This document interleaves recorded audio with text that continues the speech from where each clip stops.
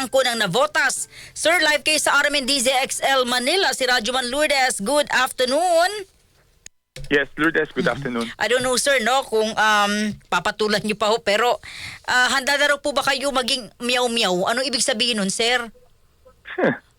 Hindi ko alam. Hindi, sabi ko nga, kung ako'y binabatikos ng si Benny Abante, ano yan, attack crocodile ni Martin Romualdez yan. No? Tiga-atake niya yan, attack crocodile niya yan. Kung binabatikos ako ng mga yan, ng mga pumupuri, nagdedepensa, kay Martin Romualdez, karangalan ko yun, di ba? Parang ang tingin ko, sir, no? Kitang-kita. Opo. Hindi ba ibig sabihin no na baka matkantarin ka rin ng kaso, ethics case like dito kay sa isang mababatas na, I mean, baka yun ang ibig niya sabihin. Kaya lang, yung term niya parang, baka gusto mo ikaw ang mamyaw-meow. Bahala siya. Di gawin niya kung ano gusto niyang gawin, di ba? Pero sir, kasi sinasabi niya na hindi raw totoo yung mga binanggit nyo na pinagalitan ni Pangulong Marcos itong si Representative Romualdez at ko sa isang, ano bang totoo dun, sir? Ano bang detalye? Yun kasi, di ba, nabanggit ko na rin sa isang interview. Di ba, meron kasi, first of all, hindi ko pa nababasa yung dalawang impeachment complaints, no? Na final sa amin. Ngayon, kasi kung kasama yan dun sa any of the impeachment complaints, pwede nila akong tawagin as witness, di ba? So, since hindi ko sigurado kung nahandoon, hindi ako makakapag-komento dyan ngayon. Pero pag tinawag akong witness, under oath, sasabihin ko kung ano yung alam ko. Diba? Opo. Kung kayo kasi po, pwede akong matawag na witness doon eh. Opo, o sige po. Kung kayo po ay kakasuhan sa ethics, Committee on Ethics, ethics complaint, okay lang po sa inyo, sir? Wala namang basihan. Kasi sir, parang yun ang punto doon, sir, di ba? Yung sa, baka gusto mo maging next meow-meow? Kasi anong kaso doon? Anong ginawa kong unethical? Baka di ba yung ethical nga yung nagnanakaw ng kaban ng bayan bakit hindi niya siyempre hindi niya kakasuhan si Romualdez, nakikinabang siya doon di ba? Kaya nga siya attack crocodile ni Romualdez. Kasi di ba, kung may kakasuhan, di dapat ang kasuhan si Romualdez kasi siya hindi naman pa pwedeng gawin ni Saldico yung ginawa niya kung walang alam si Romualdez, di ba? Representative, sa inyo pong punto. Parang baligtad. Opo. Ako nagsasabi na may kalokohan at ang gusto ko lang mapanagot yung gumawa ng kalokohan, ako yung kakasuhan. Pero yung kasama doon sa kalokohan, hindi nila makasuhan. So anong ibig sabihin nun? Oo, meron pa akong statement na parang ang hilig niyo raw po, sir, sa chismis. Kasi chismis lang daw po ito at walang katotohanan na pinagalitan ni Pangulong Marcos itong dalawa. Paano magiging chismis yun?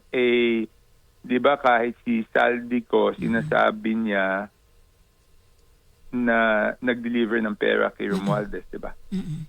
Number one, ha? Simulan natin. Opo. Ako unang-unang nagsabi, wala pang nagsasabi nun, di ba? Opo. Ako unang-unang nagsabi na ang nasa sentro ng kalokohan na yan, ng pagbebenta ng mga proyekto ay si Saldico. Wala pang nagsasabi nun. Siyempre nun, tinatanggi nila, hindi totoo yan. O lumabas, may lumabas, di ba, na witnesses na. Si Alcantara, sinabi na niya, okay, number one yun. Number two, sinabi ko hindi magagawa yan kung hindi alam ni Martin Romualdez. O, di ba? Madami na may nagsabi, kahit si Gutesa. Hindi lang si Gutesa. O, ito na lang. Bakit ni-recommenda, kung chismis yung sinasabi ko, bakit ni-recommenda ng ICI at bakit ni-recommenda ng Department of Public Works and Highways na kasuhan si Martin Romualdez ng plunder. O di hindi chismis yung sinasabi ko. Di Di ba? Representative, may nakikita pa ho ba kayong liwanag para po sa ating mga kababayan? Kasi nasaan na raw po yung mga nuno nito pong flood control anomalies? Hinahanap po. Sila nga yung nuno, di ba? Sila nga yung nuno. Tingin niyo ho ba, sir, mapapanagot itong dalawa, si Ko at si Romualdez? Dapat. Kasi kung hindi mahuhupa yung galit ng tao. Hindi na nga ho, sir, malukit si Ko, sabi sa Portugal, tapos ngayon pala sa Sweden na. Hindi. Dapat lang, sabi ko nga, sa tingin ko, dapat lang, hindi naman ako familiar dun sa mga batas sa Europa, pero sa tingin ko, dapat lang,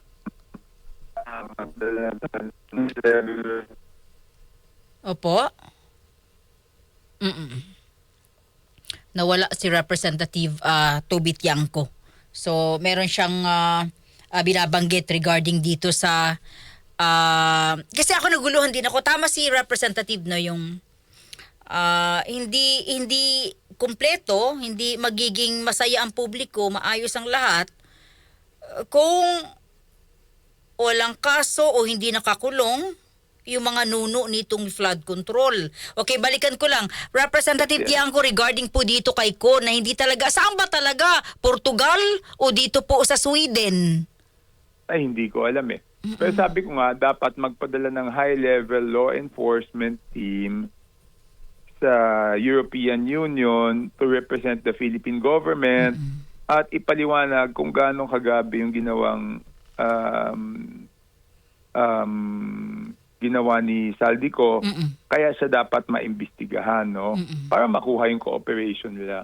Sa tingin ko kasi, pag iba yung email lang tayo nagpapadala ng komunikasyon, iba yung pinakita natin na may high-level enforcement team tayo na naghahanap kay Ko. Di ba? O tapos, makikipag-usap sila sa European Union at sasabihin nila na ganito yung nagawa ni Ko, mas malakas ang dating nun sa kanila. Sa tingin ko, mas magiging cooperative sila dahil mas makikita nilang proactive tayo at pursigido tayo. So, sa ingay lang na ito, sa tingin niyo po talagang hindi maiuwi dito si Ko? Mahirap.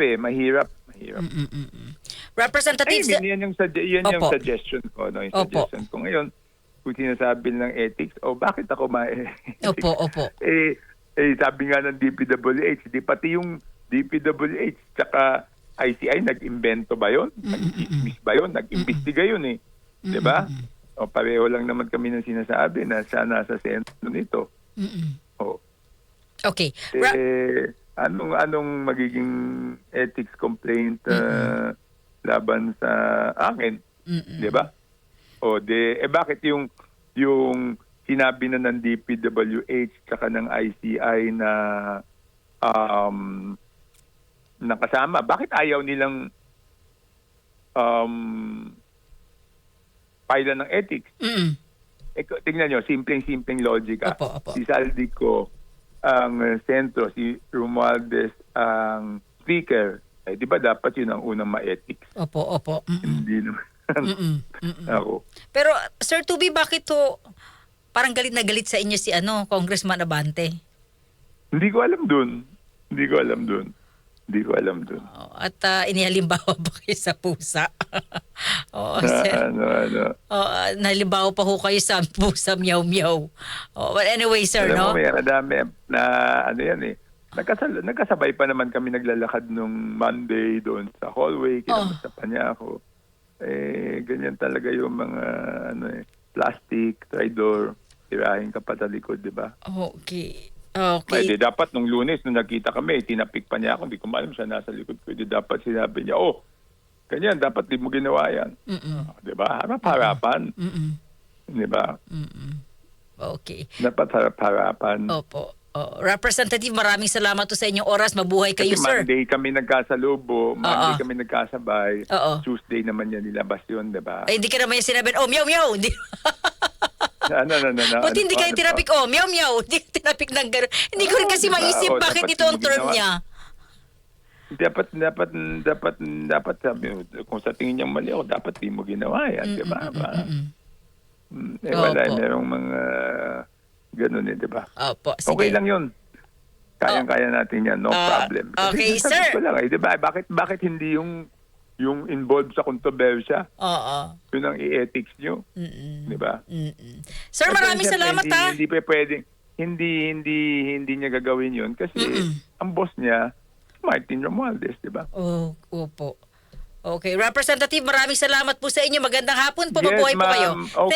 Thank you. Mabuhay kayo. Sa Mabuhay sunod, kayo. Representative, au-au naman tayo, au-au. Sir, salamat ha, salamat. Kayo, aw. Exclusive. Maraming salamat si Representative Toby Tiangco. Yung reaction